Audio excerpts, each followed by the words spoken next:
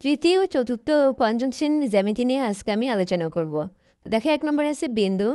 যার দৈর্ঘ্য, প্রস্থ, উচ্চতা নেই, কেবল অবস্থান আছে, তাকে বিন্দু বলে।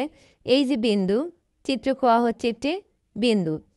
2 নম্বরে আছে কোণ। দুইটি রেখার মিলিত বিন্দু থেকে যে আকৃতি তৈরি হয় তাকে কোণ বলে। চিত্রে ক, খ, গ হচ্ছে একটি কোণ। দেখো, এই একটি রেখা, এই একটি রেখা, এই দুইটি রেখা মিলিত হয়েছে এখানে। এই মিলিত হওয়ার পরে যে আকৃতিটা তৈরি হয় তাকে কোণ বলে।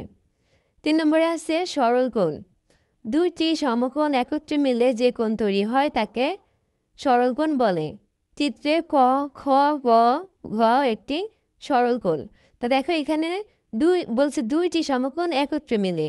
তা এই যে এইটুকু একটা সমকোণ, এইটুকু একটা সমকোণ, এই দুই সমকোণ মিলে কিন্তু আমাদের একটি কোণ তৈরি হয়েছে। তা দুই সমকোণ মিলে যখন একটি কোণ তৈরি হয় তখন তাকে সরল কোণ বলে। 4 নম্বরে হচ্ছে সমকোণ।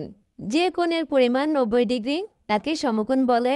এই যে চিত্রে ক, খ, গ হচ্ছে সমকোণ।